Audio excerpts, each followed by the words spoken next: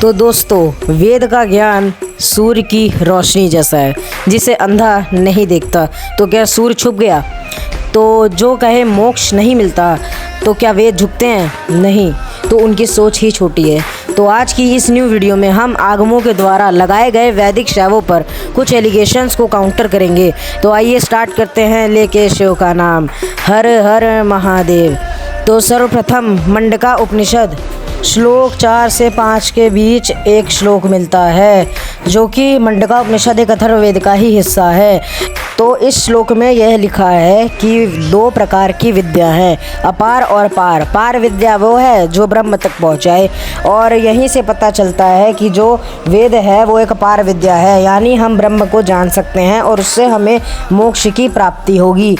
Basically वेद एक अपार विद्या है, परंतु उसके अंदर का जो ज्ञान है वो एक पार विद्या है, जो कि आप वेद पढ़ के पता लगा सकते हैं। यानी वेदों के द्वारा हम ब्रह्मा को जान सकते हैं, ब्रह्म को जान सकते हैं, और ब्रह्म को जानने मात्र से ही हमें मोक्ष प्राप्त हो जाएगा।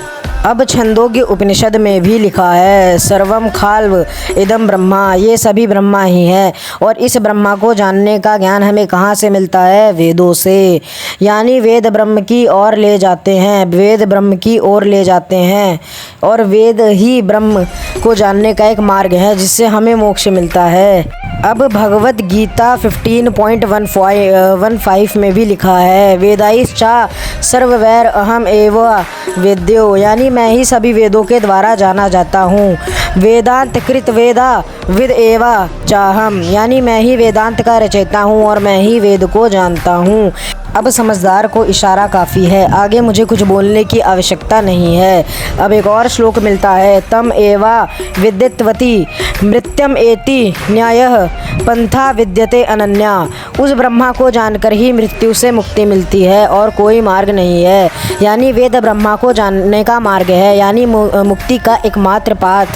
तो शैव पुराण रुद्र संहिता में भी मिलता है, वेद एवा परम तत्वम वेदा शिवम प्रकाशयेत, यानी वेद ही परम तत्व है जो भगवान शिव को प्रकाशित करते हैं। अब आगे मुझे और कुछ बोलने की ज़रूरत नहीं है। इन श्लोकों को पढ़ के कोई भी मामूली इंसान भी समझ सकता है मेरी बातों का तात्पर्य। अब मनुस्मृति में भी स्पष्ट रूप से उल्लेख मिलता है, वेद ही सब धर्मों का मूल है, यानी वेद अखिल धर्म मूलम, ये मनुस्मृति में मिलता है। अब मैं आपको एक और श्लोक दिखाता हूँ जिसमें लिखा है, वेद और शास्त्र के मार्ग पर चलने वाले नियमित आत्मा वाले और ज्ञान में स्थित योगी परम ब्रह्म को प्राप्त करते हैं, और ब्रह्म को प्राप्त करने से मोक्ष की भी प्राप्ति होती है। तो आइए मैं आपको वो श्लोक पढ़ के सुनाता हूँ और आपको स्क्रीन पर भी दिखा देता हूँ। वेद शास्त्र पथे रतम आत्मानम नियतात्मनः परं ब्रह्मा धिगच्छन्ति यतयो ज्ञान निष्ठया, यानी अब यह तो क्लियर हो गया। और हाँ, दूसरी बात यह है कि किसी भी चीज़ को पढ़कर मोक्ष की प्राप्ति नहीं होती है। वेदों के अंदर जो ज्ञान है उससे हम ब्रह्म को जान सकते हैं, और उन ब्रह्म को जानने से हम मोक्ष की प्राप्ति अवश्य ही कर सकते हैं। और इसी से हम यह अंदाज़ा लगा सकते हैं वेदों की सुप्रीमेसी का। और मैंने ये भी प्रूफ कर दिया कि वेद पराविद्या है, यानी वेद बेसिकली तो अपार है, लेकिन जो उसके अंदर ज्ञान है वो एक पराविद्या है। और मैंने ऊपर कई प्रूफ्स से ये सिद्ध कर दिया। मेरे पास ऐसे ही और कई प्रूफ्स पड़े हैं, लेकिन इस बात को सिद्ध करने के लिए इतने ही प्रूफ्स काफ़ी हैं।